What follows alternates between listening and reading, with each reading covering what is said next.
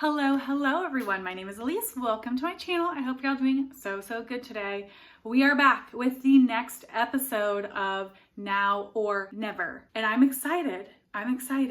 Because we're gonna get to pick the books that I will be pulling off of my shelf. So if you have not watched the previous episodes, what we do here is I basically do a read it or unhaul it type of challenge where I pick one of the cubes on my shelf and I pick two books, one that is currently available as an audiobook, one that is not, and I have to read them now or never. It's a way for me to try and read some of the books that I just keep putting off for whatever reason it might be, and so far this has been very effective for me. So I'm excited to open up another shelf. So the shelf that we're going to be looking at is this shelf right here, if you can tell where I'm pointing, and I'll show you a little bit of a clip of that shelf closer up so you can get an idea of what's on it. Here is the shelf at large, so you can take a little peek at what is on there before we start choosing. And I've already divided up the titles between the ones that are currently available as an audiobook at my library and the ones that are not. So let me grab the bowls, they're over here. And similarly to last time, there are only 4 books in the audiobook options, and then the rest are all in the other bowl. This is fairly indicative of my shelves just because any of the smaller presses don't really get audiobook productions. So there's not an audiobook for them in existence. And then for some of the new releases that maybe might have an audiobook, it's not immediately available. So the majority are in the non-audiobook portion. Let's pull from the audiobook ones because it can only be one of 4. So we're definitely going to be reading one of those. And I think all of them are backlisted and a little bit more mainstream. So let's zhuzh them around. I always get so nervous right before I do this. Even though theoretically I should want to read all of these, but I'm nervous without having the choice. Okay, so I'm just gonna pick one. I'm gonna stop stalling. I'm gonna pick one. Okay, I have one. Why am I closing my eyes? I can't see it. It's like down way below me anyway. Oh, I looked before you. I deeply apologize. So this says Morningside Heights, if you can read my handwriting. Okay, I'm actually excited about this. Let me grab it. This is Morningside Heights by Joshua Henkin. It's published by Vintage Books. And this book I solely got because it was recommended by a bookseller that I have really similar taste to. So I've talked about Queen Anne Book Company before on my channel. It's my favorite local indie to me. And there is a bookseller there who also reads a lot of translated books and will frequently recommend those to me. But they recommended this book, which I had never heard of. This is a couple years ago now.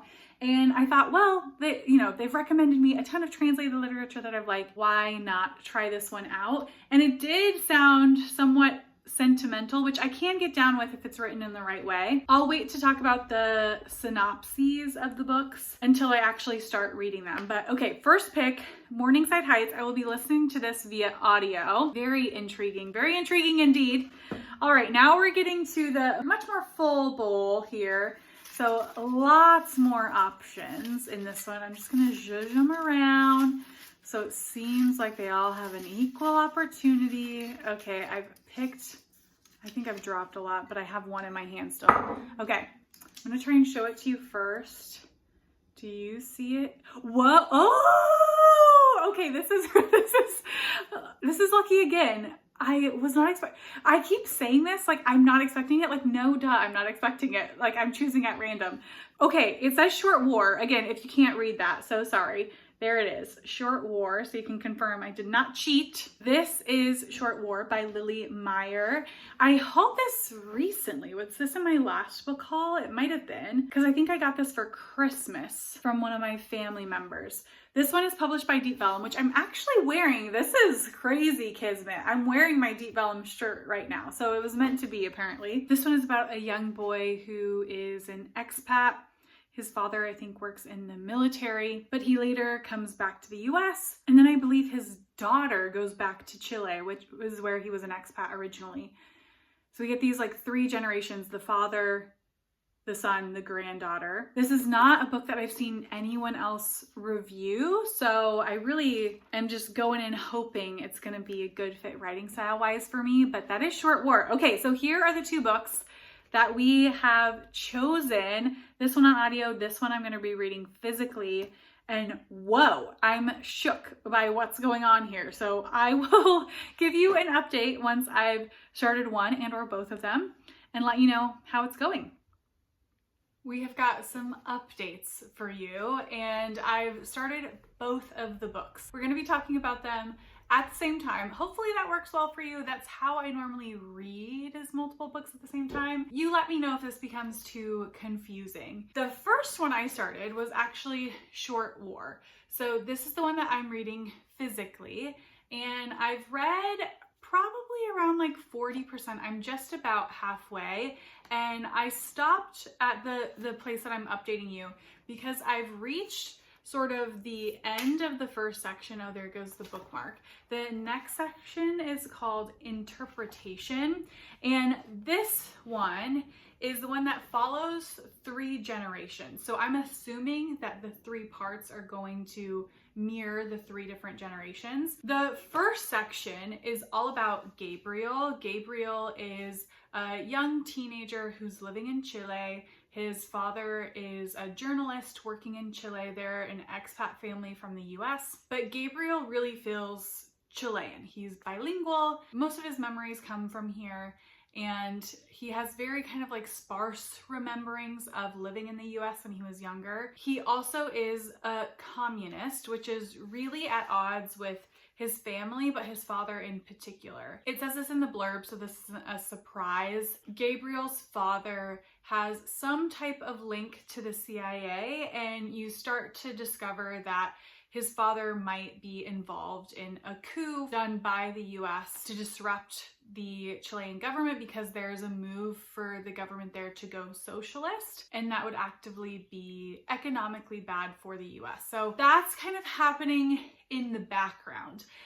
What we're getting is Gabriel's day-to-day life, mainly with his friends and his brand new girlfriend, Caro. In this way, it's really a coming of age story for him. This is his first ever relationship. He's trying to learn how to be his own person, separate from his family, who he already feels like a black sheep within anyway. And Caro really represents this Chilean ideal way of life that he would like to be a part of. Her family is working class while his is very wealthy. She feels a lot of ties to the land. She's very into farming. All these things that he would like to be himself, he sees in Caro, and that really draws him to that relationship. He also has 2 best friends who are expats themselves, although not American, and they have a really tight-knit group. They are all communist, and that's one of the main things that brings them together. So we are getting political commentary between all of the young teenagers, in addition to these fights that Gabriel has with his dad, mainly at the dinner table. That's probably all I'll give you about the plot of the first section, just as a little primer of what's going on.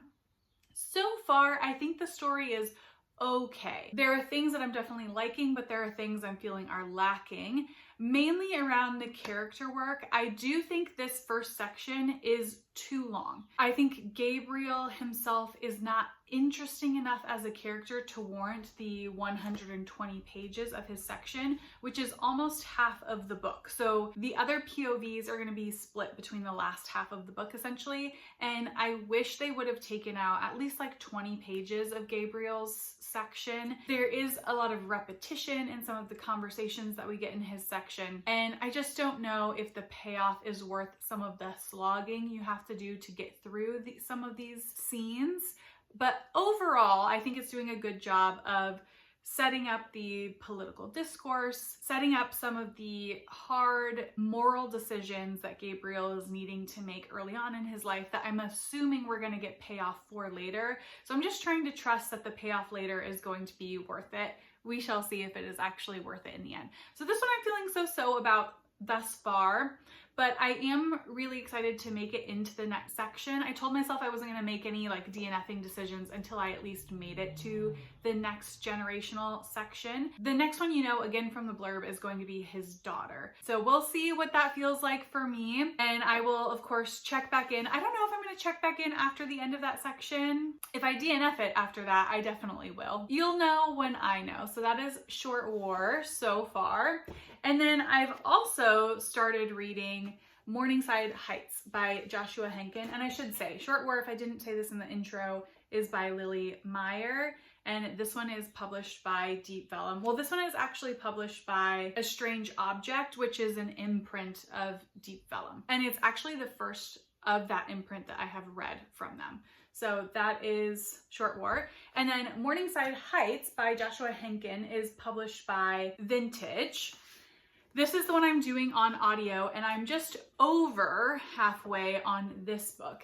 This book I'm also undecided so far, and really interestingly, I feel similarly that I think some of the plot points are going to have payoff in the end. It's just a little bit slow going as we're building up to it. So let me tell you about this one. In this book, we start with a current day timeline, which is taking place in the 1990s in New York City. And we're following our main family, of which we get POVs for all of them. Prue and Spence are a married couple, and Spence is a somewhat famous professor at Columbia. He is highly intelligent and well lauded in the academic community. He's a Shakespeare expert, I believe, if I'm remembering correctly. You quickly come to realize that Spence is struggling with a mental illness. You're not exactly sure in the beginning, but it does tell you in the blurb that he has Alzheimer's. So you're sort of seeing some of the effects of that from Prue's perspective. Then we go back to a past timeline in the 1970s when Prue and Spence meet. We get their origin story. And here we get the reveal, which is important, that Spence has a son from a previous marriage that he tells Prue about, named Arlo. Arlo has lived with his mother for the majority of his life, and his mother is pretty unstable. She's kind of like a hippie flower child character, but often puts her own needs and wants above Arlo's. Arlo is rarely ever in the education system, so he doesn't really know how to read. And we're coming in at a time where Prue and Spence decide to invite Arlo to come live with them in New York, which Arlo takes them up on. Arlo has a stepsister, Sarah, who's much younger than him. I think she's about 10 years younger. And we get the beginnings of them all trying to live together in New York, and we get some setup there. And then we start flashing back and forth in the timeline from there on out, getting the 90s timeline where Spence has Alzheimer's and all of the family kind of reckoning with that in their own way, and then getting the past timeline when they were all living together in New York. The things that I'm really liking about this novel so far is the representation of Alzheimer's. I think it does a really good job of understanding the wide-spanning effects that has on each family member in a different way.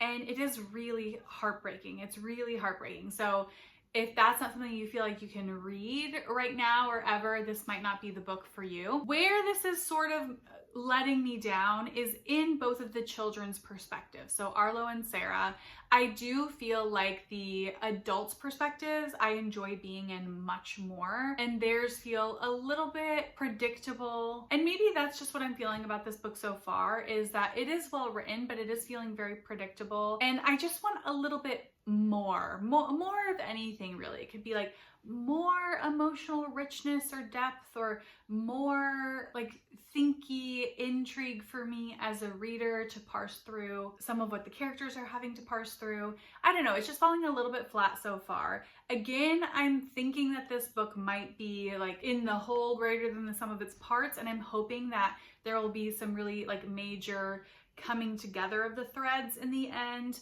for a big payoff. So I'm still enjoying it enough to continue going. But yeah, both of these I'm intrigued, but not totally sold yet, but I can see potential for more. So we're gonna keep going with both of them and ultimately see what I think, but definitely let me know if you have read any of these. I haven't seen many people review these honestly on BookTube, but that could just be my little sect of BookTube that I watch. So if you have read any of these and have thoughts, or you know others who have, please let me know down below what they were kind of feeling about them, because I'm curious to know if I'll feel the same at the end, or if these will really build over time. That is Morningside Heights and Short War.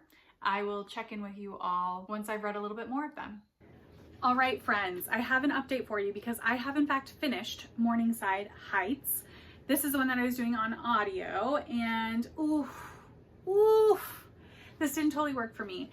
This is a classic case of it was good, not great. Like, it was just like good. Like there's nothing more to it. It didn't blow my socks off. And the ending, I was really hoping it to pack a punch. And honestly, it just felt a little bit like more of the same. I wanted to feel more. I wanted to feel more than I was feeling for this book, because there's such gut-wrenching things happening and it is so full of life in many ways. I really only ever wanted to be in Prue's perspective. That's the mother. And I do think she's the perspective we get the most of, but the other perspectives just like didn't give enough to warrant their presence, in my opinion. And there was just some type of like distance holding me back from the resonance that I really wanted to have with this story. Again, I think it was well done. There's not really anything that I could point to as like a flaw in this book. I think it might be the broad scope of this. I think that is just not necessarily something that I can connect with as well as something hyper specific, but I do appreciate this book for what it was. I enjoyed my time enough while I was reading it, but I do think it ultimately is going to be slightly forgettable for me in the end. There was such a web of characters in this story, and you really see like all the connection that happens in the course of a life, and I did love it for that reason. I get why this was recommended to me by the bookseller that I frequently have taste in common with. I love this idea of connection happening through the everyday, right? It's not always these big, deep, meaningful moments that you have with people, although those are bonding as well. But most of the time it's this like everyday gradual like grind almost of being in the presence of another person that builds up this life. And I do love that. That's something that I hold close to my own heart. So I loved it for that sentiment, but it just wasn't the execution that resonated the most with me. So good, not great. Morningside Heights. We have completed a book. I'm still working my way through Short War. So I'm gonna wait a little bit longer before I check back in with that book for you. But one book down, decent. All right, we are back to give my final update on this third episode of Now or Never. So I finally finished Short War by Lily Meyer. And this one, I have thoughts and feelings. So let me try and articulate them well for you. So this book, like I said before, is split into 3 sections. The first 2 sections, you sort of know what they're going to be going into them, and I've already talked about the POVs. The third section, I don't think you really know what that's going to be going into it, so I'm not going to tell you, but I'll talk about it vaguely to give you some thoughts. As a little bit of a recap on this book, the first section is told from Gabriel's perspective as a teenager. I think he's around 16 at the time that we're following him.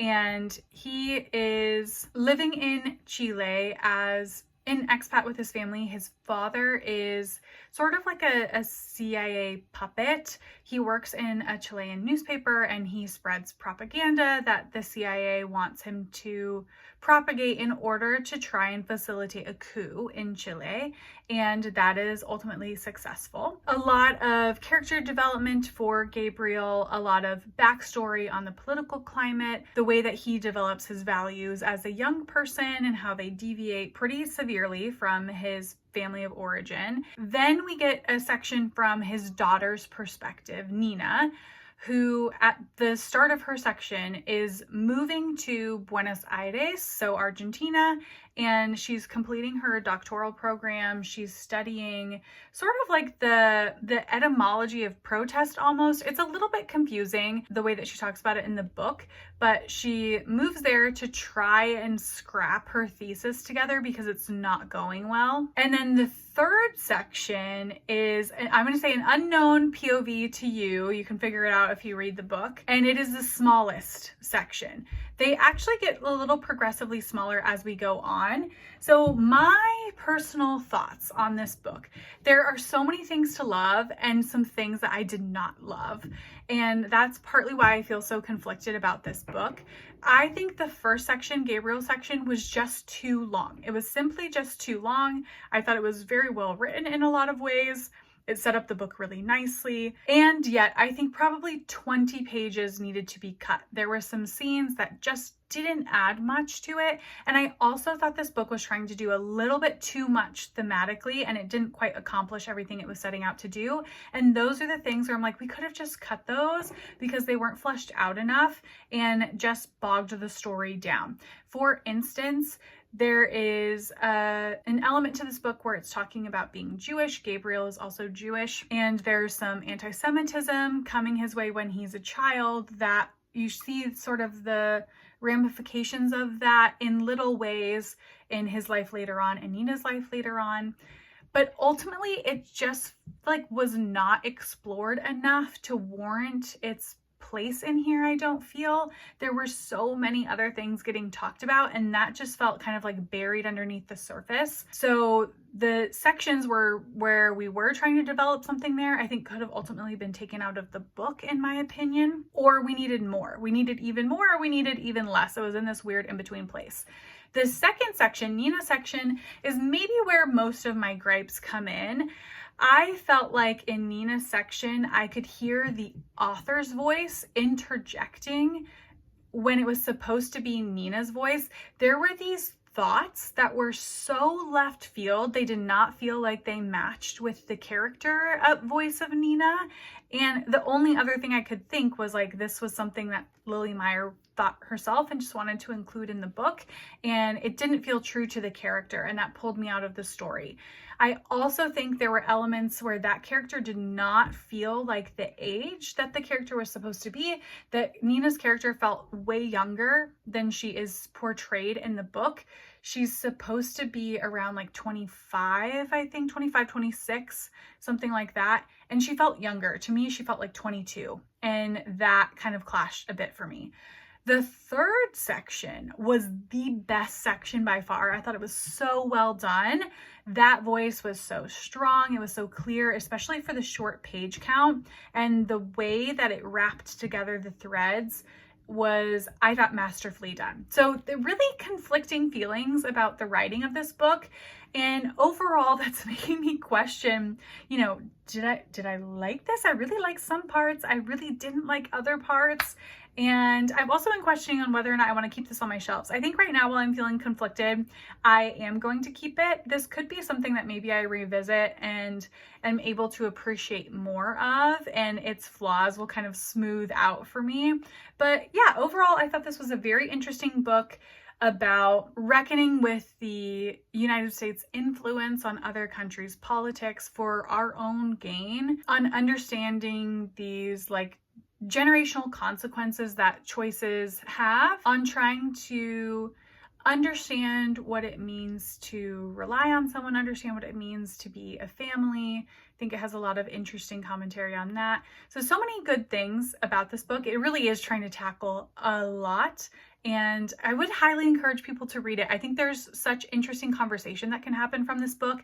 And if anybody else has read this and would like to talk about it, please message me in the comments below. I would love to get to chat to someone about this, because I don't, at this point in time, know anyone else that has read it. So please let me know if you have read this. I would love to talk, or pick it up, read it, and then we can talk. So that is Short War. So in this video, we have read these two books, my friends, and I do think this one was the favorite just a little bit over Morningside Heights. Morningside Heights was just more of a straightforward story that I'm happy to have read, but I will probably never read again and will probably get rid of this book. This one I'll keep around and gave me some interesting things to think about. Hopefully you learned something about these two books in this episode and you enjoyed getting the surprise of me pulling some random books off of my shelves.